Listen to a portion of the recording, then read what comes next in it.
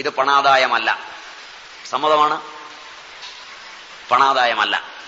പരിതസ്ഥിതി എന്ന് പറയുന്നത് ഈ അറിവുള്ള ആളുകളും ഈ അറിവും ഇല്ലാതായി പോയത് കൊണ്ട് ഞങ്ങൾ സ്വീകരിച്ചാണെന്ന് പറയാൻ ഒരു സാധ്യതയുമില്ല. കാരണം ഈ അറിവ് സാർവലൗകികമായി നിങ്ങളുടെ അപ്പനപ്പൂപ്പന്മാരുടെ കയ്യിൽ വരെ കിട്ടിയതാണ്. മറ്റതിന് നിങ്ങൾ പ്രാക്ടീഷണറെ തേടിപ്പോണം. ഇതിന് നിങ്ങൾ എങ്ങോട്ടും പോകണ്ട, വീട്ടിൽ തന്നെ ഉണ്ടാവും. അപ്പൊ അറിവിനുള്ള ചുറ്റുപാടുകൾ മാറിപ്പോയി എന്ന് നിങ്ങൾക്ക് പറയാൻ പറ്റില്ല. പിന്നെ ഏത് പരിതസ്ഥിതിയാണ്?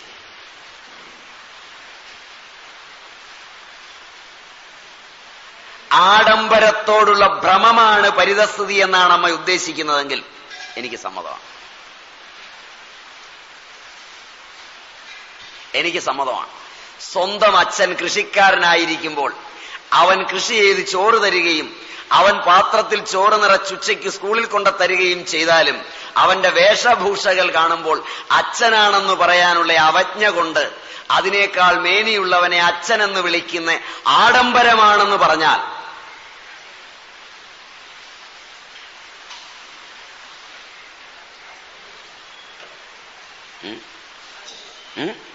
ഞാൻ ശരിയോ തെറ്റോ പറഞ്ഞില്ല, എനിക്ക് സമ്മതമാണ്.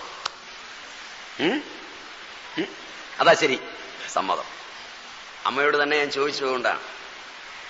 അല്ലാതെ എന്ത് പരിതസ്ഥിതിയായി ഇവിടെ അത്ര വലിയ സംഘർഷമായിട്ട് നമ്മയൊക്കെ ഇതിലേക്ക് നയിച്ചത്? നമ്മുടെ നാട്ടിലുണ്ടാകുന്ന നല്ല സാധനങ്ങളൊക്കെ കഴിച്ചു വളർന്ന് ആരോഗ്യത്തോടെ ഇരുന്ന തലമുറ ടിൻ ഫുഡിലേക്ക് വികസിച്ചത് പരിതസ്ഥിതി കൊണ്ടാണെന്ന് പറഞ്ഞാൽ ഉൾക്കൊള്ളാനൊക്കെ പ്രയാസമാണ്.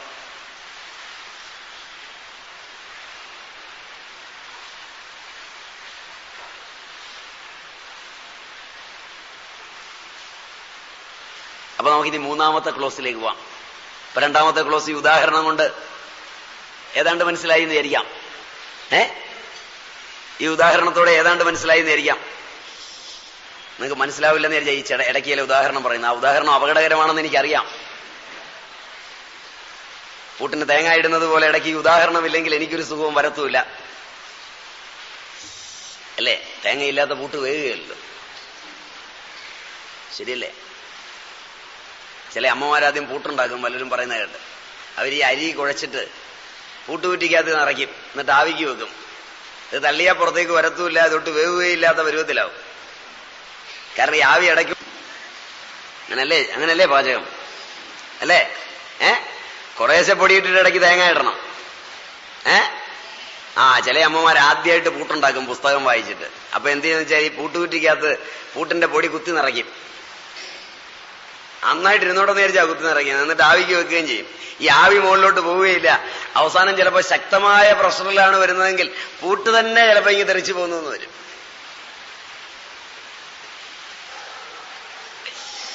അത് വരാതിരിക്കാനാണ് ഇടയ്ക്ക് ഈ ഉദാഹരണങ്ങളും അല്പം വേണം. അല്ലെങ്കിൽ നിങ്ങൾ പറയുമല്ലോ ഇതൊന്നും തെളിവില്ലാത്ത കാര്യമാണ്, അപ്പൊ അതുകൊണ്ട് തെളിയിക്കാൻ നിങ്ങളുടെ അന്വേഷണം നടത്തി നോക്കിയാൽ ഇത് കിട്ടും.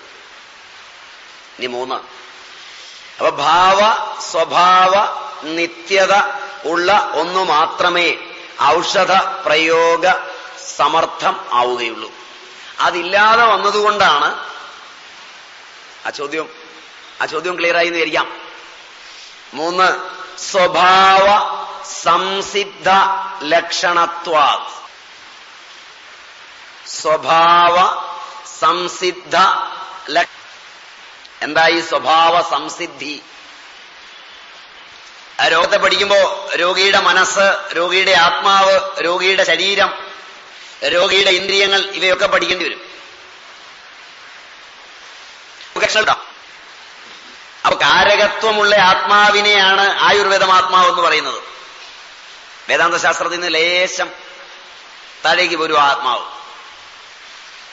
ആത്മാവെന്ന് കേൾക്കുമ്പോ എല്ലായിടത്തും ഒരർത്ഥാന്ന് വിചാരിക്കരുത്.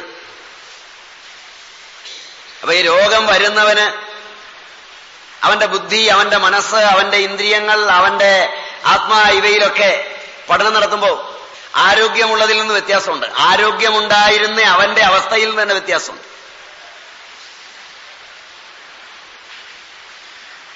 ഇപ്പണ്ട് ആയുർവേദം പഠിക്കുന്ന വിദ്യാർത്ഥി എന്റെ അച്ഛന്റെ പൂപ്പന്റെ ഒക്കെ എടുക്കാന്ന് പഠിക്കുകയാണ്. കുട്ടിക്കാലം, അന്ന് കുട്ടിക്കാലം പോലെ ഇത് പഠിക്കും, ഇന്നത്തെ പോലല്ല. അപ്പൊ കുട്ടിയായിരിക്കുമ്പോ മരുന്നരയ്ക്കാനും മരുന്നെടുത്തു കൊണ്ട കൊടുക്കാനും അതിന്റെ ഗുണങ്ങളൊക്കെ അച്ഛൻ ചെയ്യുന്നത് മഹത്കൃത്യമാണെന്ന് ബോധ്യപ്പെടുന്നതുകൊണ്ട് പഠിക്കാം. ഇന്നൊരു മകനും അച്ഛനിൽ നിന്ന് പഠിക്കാൻ പറ്റില്ല. കാരണം എന്താ വെച്ചാല് ഇന്ന് അച്ഛൻ കാണിക്കുന്നത് 90% വഞ്ചനയാണ്. അതുകൊണ്ട് മകൻ എതിർപ്പുണ്ടാവും. അതുകൊണ്ടാണ് ഒരു മക്കളും അച്ഛന്റെ തൊഴിൽ ചെയ്യാൻ ഇഷ്ടപ്പെടാത്തത്. കാരണം ഇന്ന് വ്യാവസായിക യുഗമാണ്. വ്യവസായത്തിന്റെ ലോകങ്ങൾ വരുമ്പോ അവിടെ MBA മാനേജ്മെന്റ് എല്ലാം. ഒരു തലമുറയ്ക്കും കഴിഞ്ഞ തലമുറയെ ഇഷ്ടപ്പെടാത്തത് അവന് നേരിട്ടറിയാം മറ്റവന്റെ ജീവിതം. പണ്ടങ്ങനെയല്ല, അതിനൊരു സാധനയുണ്ട്.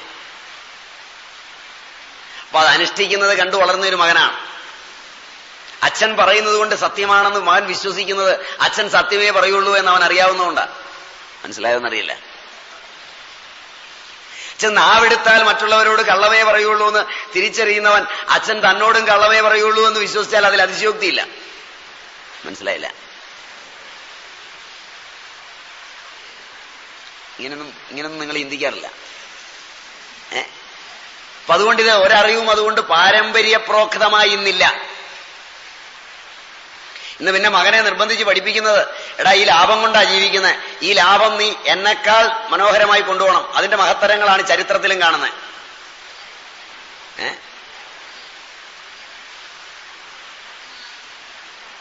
ഇല്ലെന്ന് ഞാൻ പറഞ്ഞില്ല. ഞാൻ അങ്ങനെ ഇല്ലെന്നൊന്നും തർക്കിച്ചില്ലവോ. വ്യാവസായിക അടിസ്ഥാനത്തിൽ എന്നൊരു പദം ചേർത്തൊരു സെമിക്കോളന് വിട്ടിട്ടാ ഞാൻ പറഞ്ഞേ. അല്ലേ? അപ്പൊ അതുകൊണ്ട് അത് നിങ്ങൾ കേട്ടതിന്റെ വൈകല്യമാണ്. അപ്പൊ എന്തുമാവട്ടെ, എന്റെ കാരണം എന്ന് വെച്ചാൽ അടുത്ത കാലത്ത് ഒരു ചരിത്ര പുരുഷനെ പറ്റി വായിക്കാനിടയായി. നിങ്ങളുടെ നാട്ടിലെ പ്രശസ്തനായ ഒരു മനുഷ്യനാണ്. നിങ്ങളുടെ നാട്ടിലൊക്കെ വളരെ കോളിളക്കം ഉണ്ടാക്കിയിട്ടുള്ള ഒരു മനുഷ്യനാണ്. നിങ്ങളുടെ നാടെന്ന് പറഞ്ഞാൽ കേരളം, അതിൽ പ്രത്യേകിച്ച് തിരുവിതാംകൂർ. അതിന്റെ ദിവാനായിരുന്ന മനുഷ്യനാണ് ഒരു കാലത്തെ. അപ്പൊ അദ്ദേഹത്തിന്റെ അപ്പൂപ്പൻ വാദിക്കുകയും അച്ഛൻ വാദിക്കുകയും ചെയ്തൊരു കേസ് വാദിക്കാൻ പോവാണ്. ഒരു സിവിൽ കേസാണ്. അദ്ദേഹം കോടതി അറ്റൻഡ് ചെയ്തു, വാദിച്ചു, കേസ് വിധിച്ചു. അതുവരെ വിധിക്കാത്ത കേസ് അന്ന് വിധിച്ചു. വിജയശ്രീലാളിതനായി മകൻ അച്ഛന്റെ അടുക്കൽ എത്തിയപ്പോൾ അച്ഛൻ പറഞ്ഞു എന്നാണ് മകൻ തന്നെ എഴുതി വെച്ചിരിക്കുന്നത്. എടാ, ഇത് ജയിപ്പിക്കാനായിരുന്നെങ്കിൽ എന്റെ അച്ഛന് തന്നെ കഴിയുമായിരുന്നു. മനസ്സിലായില്ല? ഇതങ്ങ് ജയിപ്പിക്കാനായിരുന്നു, പേരെടുക്കാനായിരുന്നെങ്കിൽ എന്റെ അച്ഛന് കഴിയുമായിരുന്നു. അച്ഛനത് എനിക്ക് കൈമാറി തന്നു. ഞാൻ നിനക്ക് കൈമാറി തരുമ്പോ ഓർത്തത് നീ നിന്റെ മകന് കൈമാറി കൊടുക്കുമെന്നായിരുന്നു. മനസ്സിലായില്ല?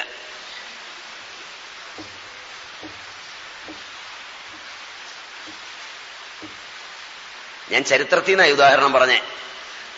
സിനിമാ കഥകളിൽ നിന്നല്ല, കെട്ടുകഥകളിൽ നിന്നല്ല. ചരിത്രപുരുഷനായ സർ CP രാമസ്വാമി അയ്യരുടെ പേരെടുത്തു പറഞ്ഞ ഈ കഥ ഇപ്പൊ ഞാൻ പറയുന്നത്.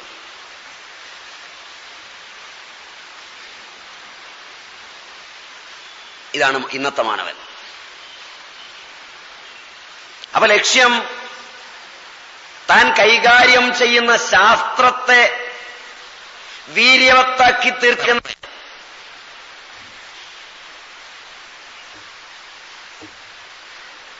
വളരെ അന്തരമുള്ള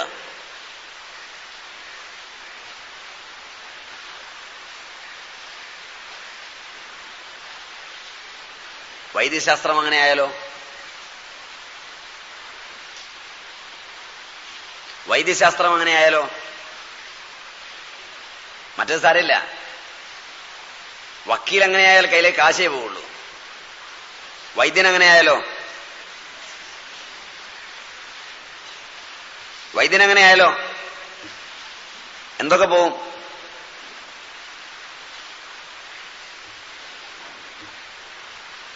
പറയാമോ എന്തൊക്കെ പോകുന്നു? പറയാമോ? അർത്ഥം, ആരോഗ്യം, ആയുസ്സും ഒക്കെ ആ വ്യക്തിയുടെ പോവുള്ളൂ. അതിനപ്പുറം ചിലതുണ്ട്. ശാസ്ത്രം നഷ്ടപ്പെടുന്നതിനും അപ്പുറം ചിലതുണ്ട്. അതായത് വൈദ്യൻ അങ്ങനെ ഒരാൾക്ക് മരുന്ന് കൊടുത്ത് അയാളിൽ പുതിയ ലക്ഷണങ്ങൾ ഉണ്ടാക്കുകയും പരീക്ഷിക്കുകയും മാറി മാറി അയാളെ രോഗത്തിന്റെ വിവിധ ഘട്ടങ്ങളിലൂടെ കൊണ്ടുപോവുകയും ചെയ്യുമ്പോൾ അയാളിൽ ഉണ്ടാകുന്ന മാറ്റങ്ങൾ ആ തലമുറയിൽ വെച്ച് തീരാതെ അയാളുടെ ജനിതകം അടുത്ത തലമുറയിൽ വന്ന് ഈ വൈദ്യന്റെ തലമുറയിലെ ജനിതകം വേറൊരിടത്തൂടെ കടന്നു വന്ന് രണ്ടും ചേരുമ്പോൾ വൈദ്യന്റെ പരമ്പരയിൽ തന്നെ ഭ്രാന്തനും രോഗിയും ഉണ്ടാവും. ജനിതക വിജ്ഞാനം മനസ്സിലായില്ല. സ്വന്തം അസ്തിത്വത്തിന്റെ നീണ്ടനാളുകളിലൂടെ കടന്നുപോകുവാൻ മനുഷ്യ മനസ്സിന്റെ ചൈതന്യരഥത്തിലേറി കഴിയുമെങ്കിൽ ആ വൈദ്യന് കാണാം തന്റെ തലമുറയുടെ അടുത്ത മാറ്റങ്ങളിൽ രോഗാതുരമായ ഒരു രാഷ്ട്രത്തെയും ഒരു സമൂഹത്തെയും.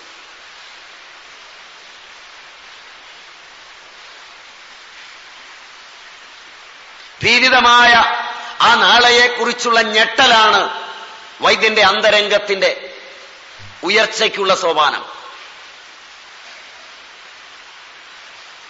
ഇതാ അപൂർവൻ എഴുതി വെക്കുന്നത്. എത്ര മുന്നോട്ട് കാണണവൻ, എത്ര തലമുറകളെ മുമ്പിൽ ദർശിക്കണം.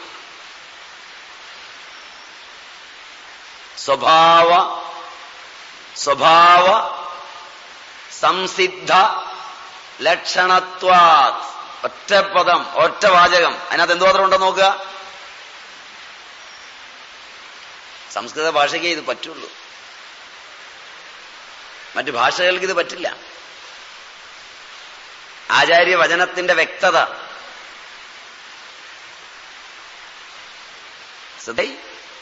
ഞാൻ പറഞ്ഞത് മനസ്സിലായി? അപ്പൊ രോഗിയുടെ ശമന ചികിത്സാരംഗത്ത് വരുന്ന രോഗലക്ഷണങ്ങൾ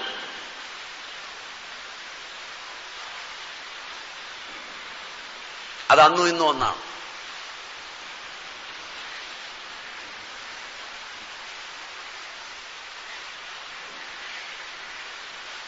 അന്നും ലക്ഷണങ്ങളെല്ലാം ഒന്ന് തന്നെയാണ്. കാരണം ഒന്നരേ തരം ലക്ഷണങ്ങൾ. ഏതു രോഗവും ഹേതുവിന്റെ അസമീകരണത്തിലാണ്. ഇതാണ് പഠനം. ഹേതു എന്താണ്? പഞ്ചഭൗതികമാണ്. പൃഥ്വി, അപ്പ, തേജസ്, വായു, ആകാശം. ഇത് സമമായിരുമ്പോൾ, സമം എന്ന് പറഞ്ഞാൽ ഈക്വൽ എന്നല്ല, സമം എന്ന് പറഞ്ഞാൽ ഈക്വലന്റ്. ഈക്വലന്റ് തമ്മിൽ ഓരോ അനുപാത വിശേഷങ്ങൾക്കനുസരിച്ച് വ്യക്തി വൈചിത്ര്യങ്ങൾ ഉണ്ടാവും. അങ്ങനെയാ നീളമുള്ളവൻ, നീളം കുറഞ്ഞവൻ,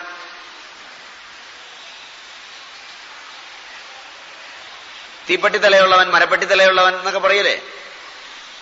ഇല്ല, അങ്ങനെ നമ്മുടെ ഈ ഷെയ്പ്പും രൂപമൊക്കെ ഇതിന്റെ വൈചിത്ര്യത്തിലായി വരുന്നത്.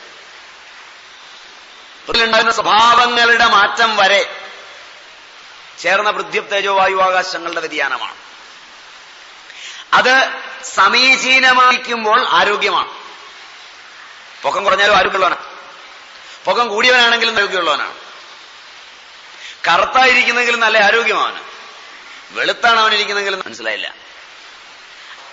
ഓ, നല്ല വെള്ള നിറമൊക്കെയാ, പറഞ്ഞിട്ട് കാര്യമൊന്നുമില്ല. ആ ഏങ്ങി വലിക്കുന്നത് കണ്ടു കഴിഞ്ഞാൽ സങ്കടം വന്നു പോകും. വെളുത്തവനും രോഗമുണ്ട്, കറുത്തവനും രോഗമുണ്ട്. അപ്പോ ദേശം, കാലം, ദ്രവ്യം, ഇതിന്റെ പരിച്ഛിന്നതകളിലെല്ലാം രോഗാതുരത്വം ഉണ്ടാകുന്നുണ്ട്. ആ രോഗങ്ങളുടെ ലക്ഷണങ്ങൾ എന്ന് പറഞ്ഞാൽ ഇതിൽ ഹേതുവായിരിക്കുന്ന ആകാശധാതുവിന്റെ അസമീകരണത്തിലുണ്ടാകുന്ന ലക്ഷണങ്ങൾ.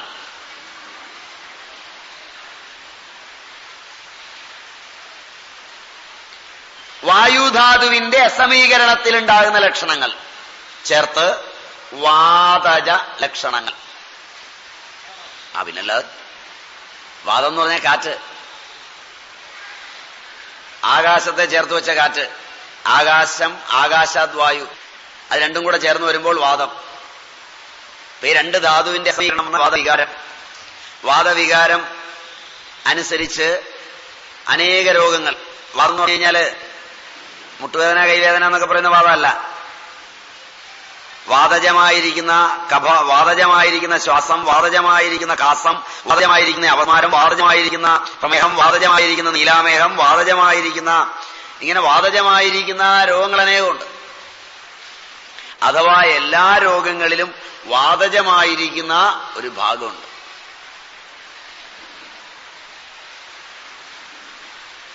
ഏത് രോഗം എടുത്താലും അത് വാതജ വികാരമാണോ? അവിടെ അസമീകരണം എന്ന ധാതുക്കൾ ഏതാണ്? ഏത് രോഗത്തിലും പിത്തജ വികാരത്തിന്റെ ആധിക്യമോ ന്യൂനതയോ ഉണ്ടാകും. ആധിക്യം വന്നാലും രോഗമാണ്, ന്യൂനത വന്നാലും രോഗമാണ്. അപ്പൊ പിത്തവികാരത്തിന്റെ ആധിക്യം, പിത്തം അഗ്നി, അഗ്നിധാതുവിന് ന്യൂനത വന്നാൽ ആ വികാരം കോപിച്ചു.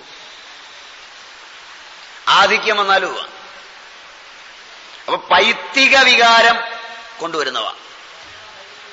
പൈത്തിക വികാരം അല്ലാതെ നമ്മുടെ ഉള്ളിലെ ബൈലല്ല. പിത്തം എന്ന് പറഞ്ഞാൽ ഈ ബൈല് എന്നുള്ള അർത്ഥമല്ല. അതിനൊക്കെ സ്ഥാനമുണ്ട്. ആ വികാരങ്ങൾക്ക് ഇരിപ്പിടങ്ങളുണ്ട്. ഇരിപ്പിടങ്ങൾ എന്ന് പറഞ്ഞുകൊണ്ട് എല്ലായിടത്തും വ്യാപിച്ചിരിക്കുന്നതാണെങ്കിലും മുഖ്യനായ ആ സ്ഥാനത്താണെന്ന് മാത്രം എന്നേ അർത്ഥമുള്ളൂ. എല്ലായിടത്തേക്കും വ്യാപിച്ചിരിക്കുന്ന ഈ വികാരങ്ങളെല്ലാം എല്ലാ സ്ഥലത്തേക്കും വ്യാപിച്ചു നിൽക്കുന്നതും എന്നാൽ തന്റെ ഇരിപ്പിടമായ ഒരു സ്ഥലം എടുത്തിട്ടുള്ളതും അടിസ്ഥാനമാണെങ്കിൽ നല്ല സുഖമാണ്, പേടിക്കൊന്നും വേണ്ട. ഇതൊരു കവിത പോലെ പഠിക്കാവുന്ന ഈ സാധനം. പക്ഷെ സ്കൂളിൽ പോകരുത്.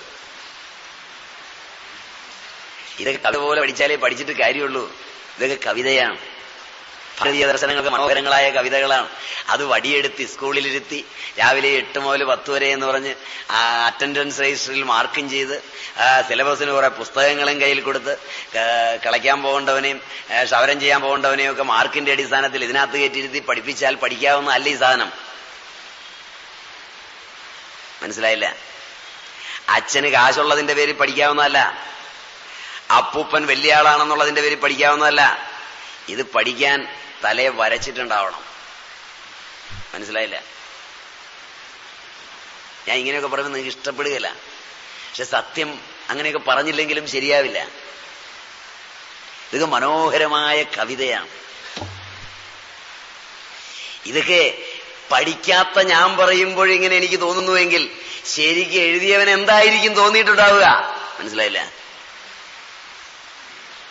അതാ ചിന്തിച്ചു നോക്കണ്ടേ. ഓ, ഇയാൾ ഇത്രയാണ്, ഇത്രയ്ക്ക് അത്രയ്ക്ക് എത്രയായിരിക്കുമെന്ന്.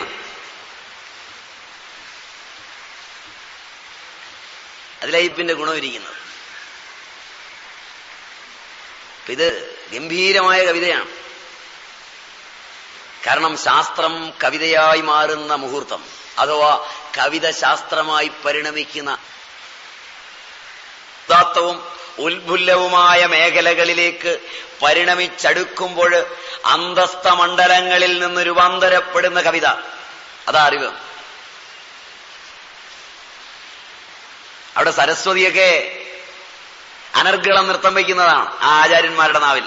അത് കാണാതെ പഠിച്ചുകൊണ്ടാണ് ഇങ്ങനെയൊക്കെ വല്ലതൊക്കെ പറയാൻ പറ്റുന്നത്. അപ്പൊ ശരിക്ക് പഠിച്ച അവരാരായിരിക്കും? അപ്പൊ അവിടെ രോഗലക്ഷണം അത് പറഞ്ഞപ്പോഴാണ് നമ്മളിങ്ങോട്ട് വന്നത്. വീണ്ടും തിരിച്ചു പോവാം. അപ്പോ 2 വികാരേ പറഞ്ഞുള്ളൂ അല്ലേ? വാതജം, പിത്തജം. കഫവികാരത്തിലുണ്ട്. ഇനി ഇതിന്റെ വികാസം എങ്ങനെയാണ്? സ്ഥൂലത്തിൽ നിന്ന് സൂക്ഷ്മത്തിലേക്ക് പോവുകയാണെങ്കിൽ കഫജം, പൈത്തികം, വാതജം എന്ന് വേണം പഠിക്കാൻ. എല്ലാവരും ശാരീരിക തലത്തിൽ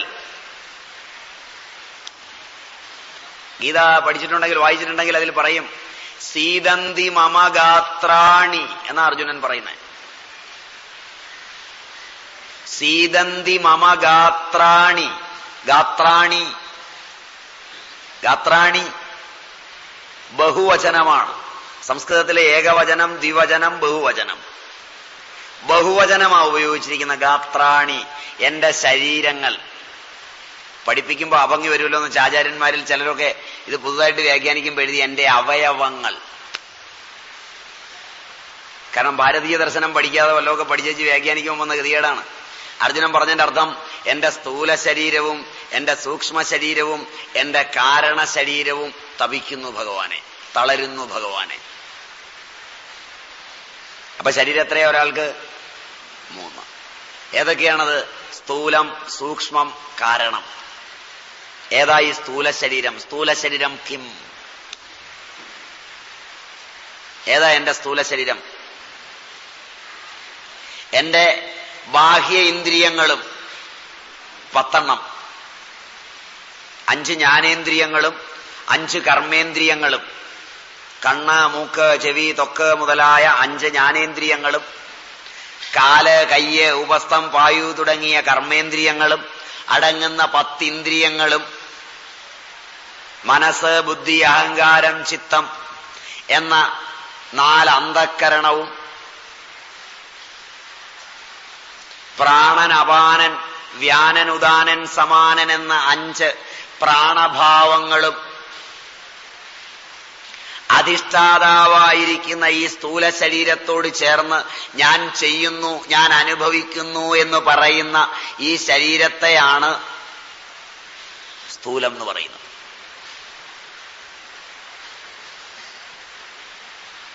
അതില് രമിക്കുന്ന മനുഷ്യൻ ഉറങ്ങാൻ കിടന്നാൽ, അല്ലെങ്കിൽ ഈ ശരീരം വിശ്രമിച്ചൊരിടത്തിരിക്കുമ്പോൾ ഈ സ്ഥൂല ശരീരത്തിലേക്ക് ചലിക്കാത്ത ഇന്ദ്രിയ ശക്തികൾ 10, ഇന്ദ്രിയങ്ങളല്ല ഇന്ദ്രിയ ശക്തികൾ 10, മനസ്സും ബുദ്ധിയും അഹങ്കാരവും ചിത്തവുമാകുന്ന 4 അന്ധക്കരണവും 5 പ്രാണന്മാരും ചേരുന്നത് സൂക്ഷ്മ ശരീരം. അപ്പൊ സ്ഥൂല ശരീരം എന്ന് പറയുമ്പോൾ ഞാൻ നടക്കുന്നു, ഞാൻ ഓടുന്നു, ഞാൻ ഇരിക്കുന്നു, ഞാൻ കിടക്കുന്നു, ഞാൻ അനുഭവിക്കുന്നു എന്നൊക്കെ പറയുന്നതെല്ലാം ഉൾക്കൊള്ളുന്ന ആ ലോകം കടന്ന് സൂക്ഷ്മ ശരീരമാകുമ്പോ ഉറക്കത്തിൽ പോലും ഞാൻ അങ്ങോട്ട് ഉറങ്ങിക്കഴിഞ്ഞാൽ സൂര്യൻ അസ്തമിച്ചു, ചന്ദ്രൻ അസ്തമിച്ചു, അഗ്നി കെട്ടടങ്ങി, വാക്കു പിൻവാങ്ങി കഴിഞ്ഞ് പിന്നെ വല്ലതും കാണോ? പിന്നെ വല്ലതും കാണോ? കാണണമെങ്കിൽ കാണാനുള്ള വസ്തു വേണം. വേണ്ടേ? വേണ്ടേ? ഒരാളൊരു ദ്രവ്യത്തെ കാണണമെങ്കിൽ കാണാനുള്ള വസ്തു വേണം, കാഴ്ചക്കാരന്റെ കണ്ണു വേണം. അതായത് പ്രമേയമായ വസ്തു, പ്രമാതാവായ കാഴ്ചക്കാരൻ, പ്രമാണമാകുന്ന പ്രകാശം, 3 ചേർന്നാലല്ലേ കാണൂ? അല്ലേ? അല്ലേ? പ്രമാണ പ്രമേയ പ്രമിതികളുടെ സാന്നിധ്യത്തിലാ കാഴ്ച. അങ്ങനല്ല, അല്ലാതെ കാണാവോ? അങ്ങനല്ല നിങ്ങൾ പഠിച്ചിരിക്കുന്നത്. സൂര്യന്റെ പ്രകാശം വസ്തുവിൽ പതിച്ച് വസ്തുവിലെ പ്രകാശം കണ്ണിൽ പതിക്കുമ്പോൾ കണ്ണിൽ തലകീഴായ പ്രതിബിംബവും അത് മസ്തിഷ്ക പര്യങ്കദേശത്ത് സെറിബ്രൽ കോർട്ടക്സിൽ അതിന്റെ ശരിയായ പ്രതിബിംബവും അത് സെൻസറി നെർവുകൾ എത്തിക്കുന്നു, അപ്പൊ കാണുന്നു. അങ്ങനല്ലേ പഠിച്ചേ? ഇതല്ലേ ഊർജ്ജതന്ത്രം? അല്ലേ? അല്ലേ? ഇങ്ങനെയല്ലാതെ കാണുമോ? അങ്ങനെ കാണുന്നേ. എന്നാൽ നിങ്ങൾ ഉറങ്ങിക്കിടക്കുമ്പോ പ്രമാതാവ് ഉറങ്ങി, നിങ്ങൾ ഉറങ്ങി, ഉറക്കമായോണ്ട് ബോധം പോയി, കണ്ണ് അടച്ചു കിടന്ന ഉറങ്ങുന്ന, തുറന്നിട്ടില്ല, ലൈറ്റൊക്കെ ഓഫ് ചെയ്തു. കർക്കിടക മാസത്തിലെ കറുത്തവാവിന്റെ നാള് രാത്രി 12 മണിക്ക് ഉറങ്ങിക്കിടക്കുക കട്ടിലേൽ. അപ്പൊ സൂര്യനില്ല, രാത്രിയാ, ചന്ദ്രനില്ല, കർക്കിടക മാസത്തിലെ കറുത്തവാവാണ്. അഗ്നിയൊക്കെ കെടുത്തി, വീട്ടിലുള്ള ബൾബും എല്ലാം കെടുത്തിയിട്ടാണ്, അഗ്നിയില്ല, വാക്കൊന്നും കേൾക്കാൻ പറ്റില്ല, കാരണം നല്ല ഉറക്കാണ്. ആ സമയത്ത് നിങ്ങള് പച്ചസാരി ഉടുത്ത് നിങ്ങളുടെ അമ്മയെ കാണുകയാണ്. കാണുമോ? കാണുമോ? ഉറക്കത്തിൽ സ്വപിതി, സ്വപ്നം കാണുന്നു എന്നാ പറയാ. സ്വപ്നം കാണുന്നു എന്ന് ഉണർന്നു കഴിഞ്ഞിട്ടാ പറയുന്നത്. കാണുമ്പോ സ്വപ്നാണോ? കാണുമ്പോ അറിയില്ല, പിന്നെ ഇങ്ങനെ കാണുന്നേ? അറിയുന്നോണ്ടല്ലേ കാണുന്നേ? അമ്മയെ തന്നെയല്ലേ കാണുന്നേ? അമ്മയുടെ മടി കയറി ഇരിക്കുന്നില്ലേ? അമ്മ ചോറ് വാരി തിന്നുന്നില്ലേ? തരുന്നില്ലേ?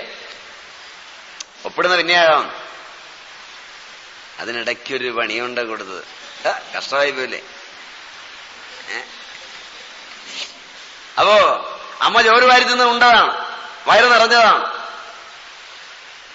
ഉണർന്ന് നേരം വെളിച്ചായി വന്നപ്പോഴാ പറഞ്ഞ, അയ്യോടി ഞാൻ ഒരു സ്വപ്നം കണ്ടു. ആ സമയത്ത് സ്വപ്നമായിരുന്നോ? അനുഭവിക്കുന്ന യാഥാർത്ഥ്യമാണ്. അപ്പൊ ആ സമയത്ത് കാണുകയാണിന്ന്. അപ്പൊ കാണുന്ന പ്രമാതാവ്, പ്രമേയം, പ്രമാണം, ഈ 3 ഒരാളാണ്. അത്രൈഷ ദേവഃ സ്വപ്നേ മഹീമാനമനുഭവതി യദൃഷ്ടം ദൃഷ്ടമനുപശ്യതി ശ്രുതം ശ്രുതമേവാനുശൃണോതി ദേശദിഗന്ധരശ്ച പ്രത്യനുഭൂതം പ്രത്യനുഭവതി ദൃഷ്ടം ച ശ്രുതം ച അശ്രുതം ച അനുഭൂതം ച അനനുഭൂതം ച സച്ച സച്ച സർവം പശ്യതി സർവഃ പശ്യതി എന്ന് എഴുതിയവന്റെ ആ വളർച്ച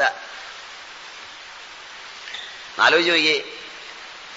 ഇന്ദ്രിയങ്ങളൊക്കെ സമാഹിതങ്ങളാകുമ്പോൾ കണ്ടതിനെ കാണുക, കേട്ടതിനെ കേൾക്കുക, അനുഭവിച്ചതിനെ അനുഭവിക്കുക, കണ്ടതിനെയും കാണാത്തതിനെയും കാണുക, കേട്ടതിനെയും കേൾക്കാത്തതിനെയും ചേർത്ത് വെച്ച് കേൾക്കുക, അനുഭവിച്ചതിനെയും അനുഭവിക്കാത്തതിനെയും ചേർത്ത് വെച്ച് അനുഭവിക്കുക. ഈ പ്രക്രിയയെ കൈക്കൊള്ളുമ്പോൾ അവൻ സ്വപ്നം കണ്ടു എന്ന് പറയുന്നു. അവിടെ സൂക്ഷ്മ ശരീര പ്രവർത്തിക്കും. അർജുനൻ പറഞ്ഞത് എന്റെ സ്ഥൂല ശരീരം ചുട്ടുപൊള്ളുന്നുണ്ട്, എന്റെ സൂക്ഷ്മ ശരീരം ദുസ്വപ്നങ്ങളെ കാണിക്കുന്നുണ്ട്. ഇപ്പൊ സ്വപ്നങ്ങളുടെ താളം തെറ്റിയിട്ടുണ്ട്. കാരണശരീരം എത്ര സുപ്തോ ന കഞ്ചന കാമം കാമയതേന കഞ്ചന സ്വപ്നം പശ്യതി തത് സുഷുപ്തം. സുഷുപ്തത്തിന്റെ നിർവചനം ഒന്നും ആഗ്രഹിക്കാതിരിക്കുക, ഒരു സ്വപ്നവും കാണാതിരിക്കുക, അതാ ഉറക്കം. ആ ഉറക്കം കാരണശരീരത്തിലാണ്. ആ ഉറക്കം നഷ്ടപ്പെട്ടു. രോഗം കൂടിയാൽ ഉറക്കം നഷ്ടപ്പെടും. ഇപ്പൊ ഉറക്കമില്ല, ഉറക്കം കിട്ടുകയില്ല. മരുന്ന് കഴിച്ചാൽ ആ നെർവുകൾ തളരുകയുള്ളൂ. അതാണ് രാത്രി കഴിച്ചേച്ച് പകല് പോകുമ്പോ ഇങ്ങനെ നടക്കുന്നത്. കണ്ടിട്ടുണ്ടാവും.